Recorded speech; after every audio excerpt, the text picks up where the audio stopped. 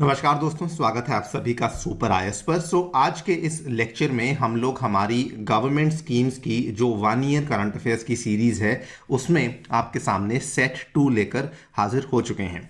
आज के इस लेक्चर में हम लोग जो डिस्कशन करने वाले हैं ये वो सारी की सारी गवर्नमेंट स्कीम्स हैं जो कि हमने 2022 के फरवरी के महीने में देखने को मिली थी। अगर आपने इसका सेट नंबर 1 नहीं देखा है और अगर आप देखना चाहते हैं तो इस पूरी की पूरी जो प्लेलिस्ट है उसका लिंक मैं आपके लिए नीचे डिस्क्रिप्शन में अवेलेबल करवा दूंगा। वहां पर जाकर के आप इसके सेट नंबर 1 को देख सकते हैं। एक बार फिर से आपको रिमाइंड करवा दूं कि ये पूरी की पूरी जो सीरीज है ये विशेष रूप से उन विद्यार्थियों के लिए इंपॉर्टेंट है जो कि आने वाले यूपीएससी सीएससी परीक्षा 2023 के लिए तैयारी कर रहे हैं। विशेष रूप से इस जो सीरीज का ऑब्जेक्टिव है वो प्रीलिम्स एग्जाम को टारगेट करना है, और यदि आप लोग किसी पीसीएस एग्जाम की तैयारी कर रहे हैं तो उस केस में भी आप लोग इस लेक्चर को देख सकते हैं, बिकॉज पीसीएस में भी जो स्कीम्स हैं वो ऑलमोस्ट हमें सिमिलर ही पढ़नी पड़ती हैं। सो आइए बिना किसी देरी के शुरू करते हैं। दोस्तों, मेरा नाम है अनिरुद्ध। यदि आप लोग इस लेक्चर की पीडीएफ को डाउनलोड करना चाहते हैं तो यहाँ पर दिए गए टेलीग्राम चैनल के माध्यम से कर सकते हैं। ध्यान रखिए, इस टेलीग्राम चैनल में 40,000 से भी ज़्यादा सब्सक्राइबर्स आपको देखने को मिलेंगे। इसी टेलीग्राम चैनल में आपको सारी की सारी पीडीएफ वगैरह अवेलेबल करवाई जाती हैं। बाकी यूपीएससी के बारे में आपके लिए एक विशेष जानकारी लेकर आया हूं कि यदि आप लोग अपने घर बैठ के यूपीएससी की तैयारी को शुरू करना चाहते हैं तो टेक्स्ट बुक आपके लिए लेकर आया है एक ऐसा सब्सक्रिप्शन जिसमें कि आपको मल्टीपल टीचर्स के मल्टीपल कोर्सेज देखने को मिल जाते हैं। मतलब कि जिस भी टीचर से आप पढ़ने में कंफर्टेबल महसूस करते हैं आप उस टीचर से जाकर के पढ़ सकते हैं। आपके लिए एक ही जो सब्जेक्ट है वो मल्टीपल टीचर्स के द्वारा पढ़ाया जाता है। डिपेंडिंग अपॉन जो भी आपको सूट करते हैं आप उनसे उस कोर्स को कंप्लीट कर सकते हैं। और साथ ही में आपको सभी टीचर्स के लेक्चर्स के स्टडी नोट्स, और नॉट जस्ट दैट, अगर आपको डाउट्स हैं तो उसके लिए डाउट रेजोल्यूशन का भी प्लेटफॉर्म अवेलेबल करवाया गया है। और यदि आपको अपनी टेस्टिंग करनी है तो वो भी आप कर सकते हैं, बिकॉज इसमें मॉक टेस्ट भी अवेलेबल करवाए गए हैं, यानी कि आपको कुछ भी एक्स्ट्रा पे करने की आवश्यकता नहीं है। और इसमें जो हमारे टेक्स्ट बुक के टीचर्स हैं इनके भी आपको लेक्चर्स और नोट्स मिलेंगे। जैसे फॉर एग्जांपल मेरा साइंस एंड टेक का जो डेडिकेटेड कोर्स है वो आपको ऑलरेडी यहाँ पे देखने को मिल रहा है, जिसमें कि आपको ना केवल उसके बेसिक्स थ्योरी पार्ट बल्कि आपको लास्ट 10 ईयर्स के पीवाईक्यूज भी आपको देखने को मिल जाते हैं। इसमें अगर आपको ज्वाइन करना है तो आप लोग ज्वाइन कर सकते हैं। ध्यान रखिए, जो भी फीस है उसके ऊपर 25% का एडिशनल डिस्काउंट आपको तब मिलेगा अगर आप लोग मेरा कूपन कोड अनिरुद्ध यूज करते हैं। ऑल राइट, तो शुरू करते हैं आज के इस लेक्चर को। आज के इस स्कीम में, आज के इस स्कीम्स के लेक्चर में आपके साथ मैं ये सारी की सारी स्कीम्स के बारे में चर्चा करने वाला हूं। पहली स्कीम है मेरी policy Mere Haath initiative. It's a very very simple सा स्कीम। बेसिकली एक एग्जिस्टिंग पॉलिसी है, उसको लेकर अवेयरनेस कैंपेन चलाया गया था सरकार के द्वारा कि जो भी यहाँ पे बेनिफिशियरीज हैं उनको एटलीस्ट मालूम हो कि उनकी जो स्कीम है वो उनके लिए क्या क्या बेनिफिट्स लेकर आती है, वो चीज़ों की जानकारी उन तक पहुंचानी जरूरी है। Second, very very important topic, new India literacy programme. इसको लेकर मैं काफ़ी हद तक उम्मीद कर रहा हूं कि इस साल सवाल डेफिनेटली आ सकता है। हालांकि उम्मीद मुझे 2022 में भी थी, लेकिन 22 में नहीं आया, शायद 23 में डेफिनेटली आएगा। बहुत ही एक नया टाइप का प्रोग्राम है and it has been launched under the ambit of the national education policy, जो कि रिसेंटली हमारे द्वारा लॉन्च करवाई गई थी। उसके बाद श्रेष्ठा स्कीम है और स्माइल स्कीम है। ये बेसिकली जो बैकवर्ड सेक्शन के लोग हैं, जो मार्जिनलाइज सेक्शन के लोग हैं, उनके लिए लॉन्च करी गई है। श्रेष्ठा सेक्शन, श्रेष्ठा वाली जो स्कीम है ये शेड्यूल कास्ट लोगों के लिए करी गई है, और जो स्माइल स्कीम है ये मेनली ट्रांसजेंडर्स और साथ में आपके जो बेगिंग करने वाले जो बेगर्स होते हैं उनको उनकी एम्पावरमेंट के लिए इन स्कीम को लॉन्च किया गया है। Then we have something called age scheme for the economic empowerment of DNTs, जिसमें कि हम लोग बात करते हैं डी नोटिफाइड ट्राइब्स की, हम लोग बात करते हैं नोमैडिक ट्राइब्स की एंड सेमी नोमैडिक ट्राइब्स की। उनके लिए उनका हेल्थ, उनका एजुकेशन, उनका लाइवलीहुड और उनके हाउसिंग के लिए इस स्कीम को लाया गया है। Finally there is this scheme जिसको कि लॉन्च किया गया है हमारी हिल स्टेट्स में, जिसमें कि नेशनल रोपवे डेवलपमेंट प्रोग्राम के तहत हम लोग बहुत सारे रोपवेज को बनाने वाले हैं। और अंत में हम लोग डिस्कस करेंगे कुछ छोटी मोटी स्कीम्स जो कि हमें फरवरी के महीने में देखने को मिली थी। सो शुरू करते हैं। The first scheme very very simple, very very basic. आपके सामने खबर भी है फरवरी 21, 2022 की। इसको थोड़ा जूम इन करके दिखाता हूं आपको। ये देखिए, government to launch Meri policy Mere Haath to deliver the crop insurance policies. So आप सभी जानते हैं कि भारत में जो क्रॉप इंश्योरेंस की स्कीम है that is the Pradhan Mantri Fasal बीमा योजना। आपको अगर नहीं याद तो याद करवा दूं कि इस स्कीम को हमने 2016 में लॉन्च किया था। And by the way UPSC प्रधानमंत्री फसल बीमा योजना को लेकर 2 बार सवाल पूछ चुकी है, एक बार मेंस में और एक बार प्रीलिम्स में। सो जो फसल बीमा योजना थी इसकी लॉन्चिंग हुई थी सन 2016 में। लॉन्च करने वाला मंत्रालय था ministry of agriculture and farmers welfare, और इसको इंप्लीमेंट करने वाली बहुत सारी जनरल इंश्योरेंस कंपनीज थी जिनको कि एम्पैनल किया गया था under the particular scheme only. और इसमें बेसिकली जो फंडा था वो ये था कि इसमें कोई भी प्रीमियम के ऊपर कैपिंग नहीं होने वाली है। इसमें इन्होंने पहले तो ये कहा था कि हम लोग हर तरह के क्रॉप को इंक्लूड करेंगे, all the food and the oil seed crops will be included and annual commercial horticulture crops for which past yield data is available, उन सभी को इसके अंदर इंक्लूड करवाया जाएगा।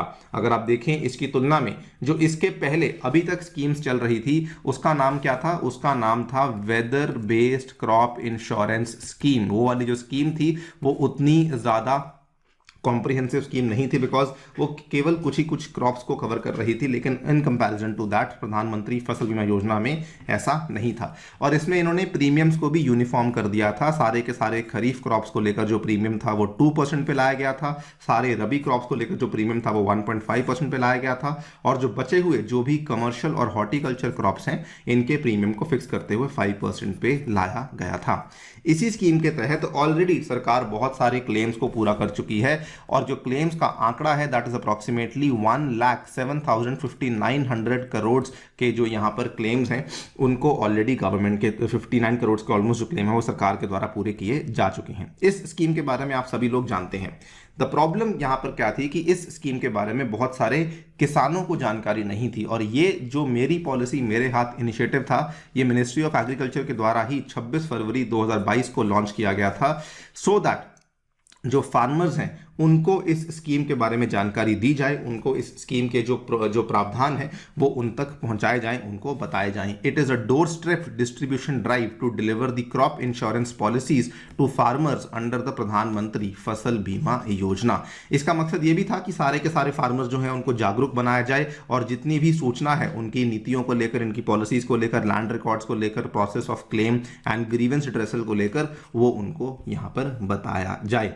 सो इट्स वेरी वेरी सिंपल सी एक कैंपेन थी, इसको बल्कि स्कीम नहीं कहेंगे हम लोग, ये एक कैंपेन थी, एक पहल थी जो कि सरकार ने प्रधानमंत्री फसल बीमा योजना को ही और बेहतर तरीके से इंप्लीमेंट करने के लिए यहां पर ली थी। इसके साथ जुड़ा हुआ एक सवाल देख लेते हैं छोटा सा। With reference to Meri policy Mere Haath initiative, it is a door step distribution drive to deliver crop insurance policies to farmers under the pilot unified package insurance scheme. जी नहीं, ऐसा नहीं था। ये बेसिकली जो हमारी प्रधानमंत्री फसल बीमा योजना थी उसी के तहत इसको डिलीवर करने का प्रयास यहाँ पे किया गया था। ये देखिए आपके सामने है, ये अंडर द प्रधानमंत्री फसल बीमा योजना के तहत ही इसको डिलीवर करने का प्रयास किया गया था। It was launch by ministry of agriculture. बिल्कुल सही बात है, ऑप्शन नंबर 2 ओनली आपका सही जवाब बन जाता है। नेक्स्ट हम लोग बात करते हैं न्यू इंडिया लिटरेसी प्रोग्राम के बारे में। ये एक सुपर इंपॉर्टेंट प्रोग्राम है, हाई पॉसिबिलिटी की इसको लेकर सवाल जो है वो 2022 में नहीं आया था, लेकिन 2023 में आने की संभावना बहुत ज्यादा अभी भी बनी हुई है। ऑलराइट, तो यहां पर आप देख सकते हैं फरवरी 18, 2022 को इस प्रोग्राम को लॉन्च किया गया था for the adult education approved by the education ministry. इसके प्रावधान बहुत बहुत ज्यादा इंपॉर्टेंट है, जल्दी से आपको बताता हूं। पहली चीज, इसको 5 साल के लिए अप्रूवल मिला है, यानी कि 2022 से लेकर 2027 तक बेसिकली NILP को चलाया जाएगा। जो हमारी रिसेंटली लॉन्च करी गई न्यू एजुकेशन पॉलिसी है जिसको कि सन 2020 में हमारे द्वारा लॉन्च किया गया था, उसी के तहत इस पर्टिकुलर प्रोग्राम को लॉन्च किया गया है। सेकेंडली, इसमें हमारा जो मेन ऑब्जेक्टिव है, we want to reach out to 5 crore learners जो कि बेसिकली 15 साल और उससे ऊपर की आयु के हैं, और इंडिया की सभी स्टेट और यूटीज में इस स्कीम को जारी किया गया है। और मेनली हम उन लोग को कवर करेंगे जो कि नॉन लिटरेट्स हैं, जो कि 15 years of age and above की कैटेगरी में फॉल कर जाते हैं। ये दूसरी बात आपको मालूम पड़ गई, ठीक है, कि एज ग्रुप क्या है, एलिजिबिलिटी क्या है। तीसरी बात, कितने लोगों तक पहुंचाने वाले हैं। चौथी बात, क्या उनको किस तरह की एजुकेशन देने वाली हैं। नंबर 1 थिंग, उनको फाउंडेशनल लिटरेसी और न्यूमरेसी के बारे में जानकारी दी जाएगी। एंड मोर इंपॉर्टेंटली, जो हमें आजकल बेसिकली अगर आप देखेंगे तो कुछ ऐसी स्किल्स चाहिए होती हैं जो कि आजकल के टाइम में आपको आगे बढ़ने के लिए बहुत ज़्यादा इंपॉर्टेंट होती हैं। उसके बगैर आपका जो, अगर मान लीजिए आप पढ़े लिखे भी हैं लेकिन अगर आपके पास वो वाली स्किल्स नहीं है, उस केस में आपका जीवन बिताना बहुत मुश्किल हो जाता है, बहुत कठिन हो जाता है। तो वो वाली स्किल्स को यहाँ पे कवर किया जाएगा। Critical life skills, vocational skills development, basic education and continuing education, ये वाले चीज़ें यहाँ पर इनको इम्पार्ट करी जा रही हैं। This is the number 4 thing जो कि आपको यहाँ पर ध्यान रखनी है। Fifth and the last thing जो कि आपको बताऊंगा, लर्निंग को इम्पार्ट कैसे किया जाएगा, उसके लिए something something called as OTLAS, online teaching learning and assessment system के माध्यम से लर्निंग को इम्पार्ट किया जाएगा in collaboration with National Informatics Centre, NCERT and NIOS, National Institute of Open Schooling. ये तीनों लोगों ने मिलकर के, इन तीनों संस्थानों ने मिलकर के इस पर्टिकुलर सिस्टम के माध्यम से इस NILP को इंप्लीमेंट करना है। ये 5 चीज़ें आपको ध्यान रखनी है, वेरी वेरी इंपॉर्टेंट। फिर से सुन लीजिए। नंबर 1 थिंग 5 साल के लिए इंप्लीमेंट किया जाएगा। नंबर 2 थिंग सभी स्टेट्स में 15 साल और उसकी ऊपर के आयु के जो नॉन लिटरेट्स हैं। Number 3 5 crore learners. नंबर 4 क्या क्या इंपार्ट होगा, किस माध्यम से इंपार्ट होगा, वो OTLAS यहाँ पे बताया गया है। School will be the implementation unit for the scheme. और आपको फिर से बता दें कि ये जो पूरी की पूरी स्कीम है ये NEP के तहत ही लॉन्च करी गई है। NEP आपको अगेन रिमाइंड करवा दूं, सन 2020 में it was a very very big revolution जो कि हम लोग लेकर आने वाले थे कि अभी तक हमारा जो पेडागोजिकल स्ट्रक्चर था उसमें किस तरीके से चेंजेस लेकर आने वाले हैं। तो वो NEP था। NEP ने कहा था कि पहले 5 साल फाउंडेशनल होंगे, फिर प्रेपरेटरी होंगे, फिर मिडिल होंगे और फिर सेकेंडरी एजुकेशन के यहाँ पे कहे जाएंगे। ठीक है, सो इसी स्कीम के तहत आपकी NILP को जारी किया गया है।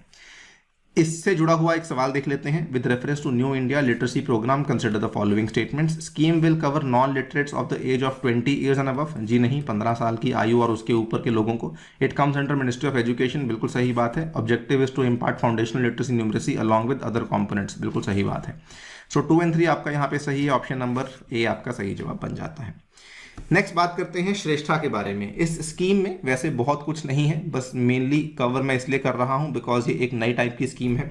इसके प्रावधान हमारे लिए उतने ज़्यादा यूजफुल नहीं है। इस तरह के सवाल जनरली UPSC में पूछे नहीं जाते हैं। ठीक है, ऑलराइट। सबसे पहले श्रेष्ठा जो है वो एक एक्रोनिम है, मतलब कि इसकी एक फुल फॉर्म है। Understood guys? Scheme for residential education for students in high schools in the targeted areas. Residential education provide करना चाहते हैं स्टूडेंट्स को इन high schools in targeted areas. किसके द्वारा लॉन्च करा गया है? Ministry of education and ministry of social Justice empowerment. यानी कि आपको यहाँ पे 2 मिनिस्ट्रीज देखने को मिलती हैं, ministry of education, ministry of social Justice empowerment, for the launch of scheme for residential education for students in high schools in targeted areas. और श्रेष्ठा स्कीम को लॉन्च किया जा रहा है।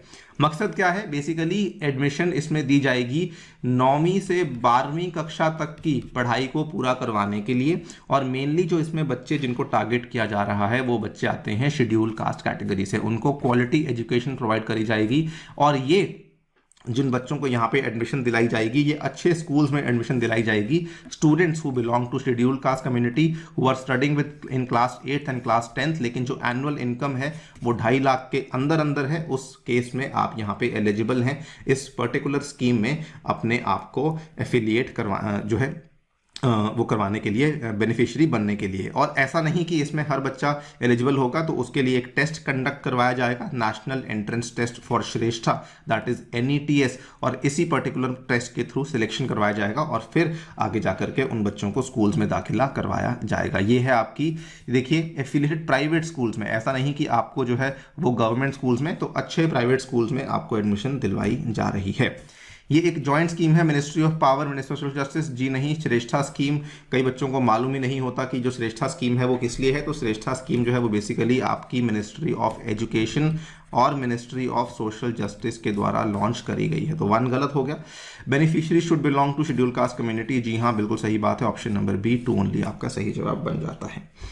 नेक्स्ट बात करते हैं स्माइल स्कीम के बारे में। इसमें भी बहुत कुछ जानने का नहीं है, लेकिन हाँ, इसमें जो बेनिफिशियरीज हैं उनके बारे में आपको जानकारी होना बहुत इंपॉर्टेंट है कि बेनिफिशियरीज कौन से आते हैं। तो दोस्तों ध्यान से सुनिएगा। बेनिफिशियरीज इसमें कुल मिला के 2 तरह के आते हैं। एक आपकी ट्रांसजेंडर कम्युनिटी है और दूसरी आपकी बेगर कम्युनिटी को यहाँ पे इंक्लूड किया गया है। अंडरस्टूड? यहाँ पे देखिए तो स्माइल स्कीम भी एक एक्रोनिम है, support for marginalised individuals for livelihood and enterprise. But the problem इसकी इस एक्रोनिम में ये कवर नहीं किया जा रहा है कि जो मार्जिनलाइज्ड इंडिविजुअल्स है या फिर मार्जिनलाइज्ड कम्युनिटी है वो कौन सी हैं। तो यही आपको ध्यान रखना है कि जो मार्जिनलाइज्ड कम्युनिटी है वो एक ट्रांसजेंडर कम्युनिटी है और दूसरी आपकी बेगर्स वाली कम्युनिटी आती है। क्योंकि 2 अलग अलग तरह की कम्युनिटीज को इंक्लूड किया गया है, तो इसके तहत 2 सब स्कीम्स को लॉन्च किया गया है। One is the central sector scheme for comprehensive rehabilitation for welfare of transgender persons. Second is central sector scheme for comprehensive rehabilitation of people engaged in the act of begging. अब ये comprehensive rehabilitation का मतलब क्या है? इसमें basically आप 2 तरह की चीज़ों सॉरी 4 तरह की चीज़ों के ऊपर फोकस कर रहे हैं। वो 4 तरह की चीज़ें क्या क्या हैं आपको बता देता हूं मैं। नंबर 1 आप यहाँ पे फोकस कर रहे हैं स्किल डेवलपमेंट पर। नंबर 2 आप यहाँ फोकस कर रहे हैं मेडिकल हेल्थ पर। नंबर 3 फोकस कर रहे हैं हाउसिंग पर। नंबर 4 आप फोकस कर रहे हैं एजुकेशन पर। तो ये 4 चीज़ें हैं, फिर से देख लीजिए, education, health, skill development and और उसके साथ ही में हाउसिंग। अब ये 4 चीज़ें हैं, कहीं पर भी अगर आपको सोशल जस्टिस करवाना है ये 4 चीज़ों के माध्यम से ही होता है। एजुकेशन ज़रूरी है, हेल्थ ज़रूरी है, एजुकेशन के बाद नौकरी ज़रूरी है, इसीलिए स्किल डेवलपमेंट ज़रूरी है, और क्योंकि आपके ऊपर छत भी होना ज़रूरी है इसीलिए हाउसिंग भी ज़रूरी है। सो ये स्माइल है, support for marginalised individuals for livelihood and enterprise. अब इसमें 2 तरह की स्कीम्स हैं। ये उसकी पहली सब स्कीम है जो कि ट्रांसजेंडर पर्सन्स के लिए लॉन्च करी गई है। इसमें देखिए स्कॉलरशिप दी जाएगी, और इसमें जो स्किल डेवलपमेंट होगा वो पीएम दक्ष वाली जो स्कीम है उसके तहत स्कॉलरशिप प्रोवाइड करवाई जाएगी। जो इसमें मेडिकल पैकेज है वो PMJAY जो आयुष्मान भारत जन आपकी योजना है इसके लिए लॉन्च करी गई है। ये देखिए आयुष्मान जन आरोग्य योजना जो लॉन्च करी गई है उसके तहत आपको हेल्थ इंश्योरेंस दिया जा रहा है, और साथ ही में ट्रांसजेंडर प्रोटेक्शन सेल होगा ईच स्टेट में जो कि इनके खिलाफ होने वाले जो जुर्म है, जो ऑफेंसेस हैं उनको इन्वेस्टिगेट करेगा, और गरिमा गृह के माध्यम से इनको घरों की फैसिलिटी भी दी जा रही है। नेशनल पोर्टल हेल्पलाइन भी इनको अवेलेबल करवाई जाएगी। ये सभी चीज़ें आपके लिए रेलेवेंट नहीं है। मैं आपको क्या बताना चाहता हूँ, ये चीज़ को देखिए, किसी भी मार्जिनलाइज कम्युनिटी का सोशल जस्टिस करना है तो ये 4 चीज़ें होती हैं जो कि आपके लिए रिक्वायर्ड पड़ती हैं। सिमिलरली अगर हम बेगिंग की बात करते हैं, सर्वे आइडेंटिफिकेशन ऑफ बेनिफिशियरीज होगा, उसके बाद outreach work to mobilize the persons, shelter homes होंगे इनके लिए, रीसेटलमेंट होगा। अगेन फंडा वही है, कॉन्सेप्ट वही है कि एजुकेशन, हाउसिंग, हेल्थ और साथ में स्किल डेवलपमेंट, ये 4 चीज़ें हैं जो कि आपके लिए रिक्वायर्ड होती हैं सो दैट इनका सोशल जस्टिस हो सके। ठीक है, साथ ही में पीएम दक्ष की बात करें तो पीएम दक्ष ब्रीफली आपको बता दूं कि ये Ministry of social Justice Empowerment के द्वारा लॉन्च करी गई स्कीम थी to make the skill development schemes accessible to backward classes, scheduled caste and the safai karamchari. तो ये स्कीम पुरानी है, और ABPMJAY आयुष्मान भारत प्रधानमंत्री जन आरोग्य योजना ये भी पुरानी स्कीम है, जो कि दोनों स्कीम्स के तहत बेसिकली स्माइल स्कीम के तहत जो आने वाले बेनिफिशरीज हैं उनको रीच आउट करने का प्रयास किया जाएगा। ठीक है गाइस, ऑल राइट। नेक्स्ट हम लोग स्माइल स्कीम से जुड़े हुए एक सवाल को देख लेते हैं। Launch by ministry of housing and urban affairs, तो जी नहीं, मिनिस्ट्री ऑफ सोशल जस्टिस के द्वारा लॉन्च किया गया है। Beneficiaries include people engage in begging only, ये भी गलत है। बेगिंग और ट्रांसजेंडर जो है वो दोनों के द्वारा इसको जो है यहाँ पे लॉन्च किया, उनके लिए लॉन्च किया गया है। सो नीदर 1 नॉट 2 आपका सही जवाब बन जाएगा। नेक्स्ट भी एक सिमिलर स्कीम है जो कि लॉन्च करी गई है एक पर्टिकुलर कम्युनिटी के लिए, जो कि जिसको हम बोलते हैं DNTs। DNTs की फुल फॉर्म जान लीजिए। DNTs में D stands for D notified, N stands for nomadic tribes, ठीक है, एंड N के साथ साथ इसमें सेमी नोमैडिक भी आता है, तो T basically stand for tribes. So ये जो है आपकी स्कीम है, इसको लॉन्च किया गया है, scheme for economic empowerment of DNTs। आपके सामने फरवरी 16, 2022 की ये खबर है। Social justice and empowerment ministry to launch a scheme for economic empowerment of the DNTs। शुरू करने से पहले आपको बता दूं कि इसके पहले भी इसी कम्युनिटी के लिए कुछ ऑलरेडी हमने ऐसा मान लीजिए सेक्टोरल स्कीम्स को लॉन्च किया हुआ था। For example Nanaji Deshmukh scheme for construction of hostels for DNT boys and girls, doctor Ambedkar pre matric and post matric scholarship for DNTs, ये हमने ऑलरेडी इन चीज़ों को लॉन्च किया हुआ है। लेकिन अब जो हमने लॉन्च किया है ये एक कॉम्प्रिहेंसिव स्कीम है जिसमें कि हम लोग अप्रॉक्सीमेटली 200 करोड़ के आसपास का खर्चा करने वाले हैं, to be spent over a period of 5 years, जो कि साल 2021-22 से शुरू होता हुआ 25-26 तक जाने वाला है। और ये आपकी स्कीम है, scheme for economic empowerment of the DNTs। इसकी जो एक्रोनिम है वो बन जाता है सीड, SEED। इसमें दोस्तों 4 तरह की चीजें हैं, educational empowerment, health insurance, facilitating livelihoods, housing under PMAY। ये 4 तरह की चीजें आपको दी जा रही हैं। सेम जो मैंने आपको पहले बताया कि जो चीजें पहले आपको अवेलेबल करवाई गई थी अंडर द जो स्माइल स्कीम थी, वही 4 चीजें आपको सीड स्कीम के तहत भी अवेलेबल करवाई जा रही हैं। Scheme for economic empowerment was launched in February 2022 by the ministry of social empowerment. ठीक है, इसका एम क्या है? To provide free competitive exam coaching to these students, health insurance, uplift their clusters through livelihood initiatives and provide assistance for housing. इसके लिए portal शुरू किया गया है। इसको इंप्लीमेंट कौन करेगा? एक वेलफेयर बोर्ड बनाया गया है, development and welfare board for denotified, nomadic and semi nomadic communities. Basically उनके उसको इंप्लीमेंट करने के लिए ये वाला वेलफेयर बोर्ड बनाया गया है। हमारे लिए जो इंपॉर्टेंट है वो क्या चीज़ है कि नोटिफाइड, डीनोटिफाइड बेसिकली होता क्या है? हुआ क्या था कि ब्रिटिश राज के तहत कई सारी ऐसी ट्राइब्स थी जिनको कि ब्रिटिश गवर्नमेंट ने एक कानून के तहत बेसिकली ये कह दिया था कि ये पैदाइशी क्रिमिनल्स हैं और उनको नोटिफाई किया गया था एज बॉर्न क्रिमिनल्स। तो ये था डीएनटीज, ऐसी कम्युनिटीज हैं, ऐसे समुदाय हैं which were notified as born criminals during the British regime under a series of laws, जिसमें कि उन्होंने क्रिमिनल ट्राइब्स एक्ट ऑफ 1871 सबसे मेन कानून था। उन सभी कानूनों को हमने स्वतंत्रता के बाद उनको रिपील किया, रद्द किया इन 1952 और ये वाली कम्युनिटीज को डी नोटिफाई कर दिया गया था, इसीलिए इनको डी नोटिफाइड ट्राइब्स ही कहा जाता है। ये वाली जो ट्राइब के कुछ एग्जांपल आपको बताता हूं, जैसे फॉर एग्जांपल छर्रा, देवी पूजक, ठीक है, सांसी, संधी, दफेर, ये ऐसी बहुत सारी ट्राइब्स हैं जो कि आपको इंडिया में देखने को मिल जाती हैं, ठीक है। लेकिन इनकी जो मात्रा थी ये बहुत कम थी, तो इनको डी नोटिफाई यहाँ पे कर दिया गया था। सेकंड तरह की ट्राइब्स हैं नोमैडिक और सेमी नोमैडिक। ये वो वाले लोग हैं जिन जैसे हम लोग बात करते हैं चरवाहों की, तो those who move from one place to another rather than living in one place at all the time, ये भी काफी वल्नरेबल और काफी डिप्राइव्ड होते हैं, इनको भी इसमें इंक्लूड करवाया गया है, ठीक है। जो बच्चे एंथ्रोपोलॉजी बैकग्राउंड के हैं या फिर एंथ्रोपोलॉजी ऑप्शनल लेने की सोच रहे हैं, उनको इन चीज़ों के बारे में बहुत डिटेल में, बहुत डेप्थ में पढ़ना पड़ेगा, सो तैयार रहिएगा, राइट। इसके साथ जुड़ा हुआ एक सवाल देख लेते हैं। It is launch by ministry of soldiers empowerment dealing with denotified nomadic and semi nomadic tribes. बिल्कुल सत्य बात है। It will take care of only education, तो जी नहीं, ओनली एजुकेशन नहीं, 4 चीजें, education, health, housing and skill development, 4 चीजें आपकी यहाँ पे करवाई जाएंगी। ऑप्शन नंबर ए 1 ओनली आपका सही जवाब बन जाता है। Next, national ropeways development programme Parvatmala है। ये आपका बेसिकली शुरू किया गया था, इसी साल की बात है।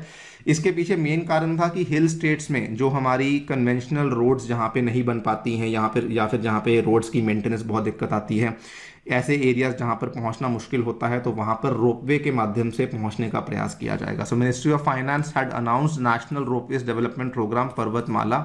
It is preferred ecologically sustainable alternative in place of conventional roads in difficult hilly areas. ये देखिए इस तरह से जो रोपवे होती है, ठीक है, इसको कहा जाता है।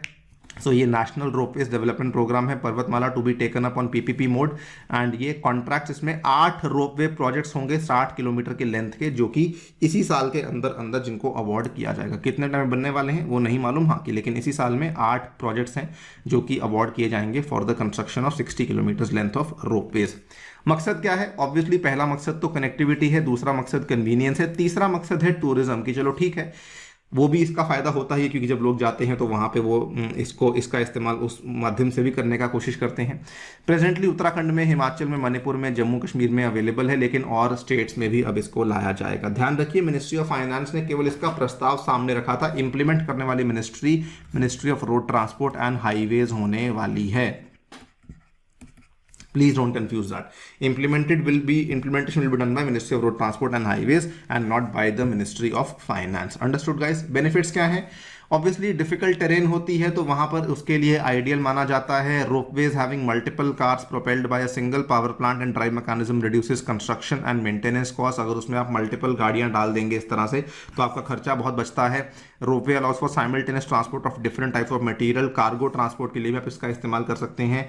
लार्ज स्लोप्स को हैंडल कर सकते हैं, और वहीं अगर आप उतनी लार्ज स्लोप्स में सड़कें बनाने जाएंगे तो काफी कठिनाइयां आ सकती हैं। इसके साथ जुड़ा हुआ एक सवाल देख लेते हैं। With reference to national ropeways development programme Parvatmala, it is a preferred ecologically sustainable alternative in place of conventional roads in difficult hilly areas. बिल्कुल सही बात है।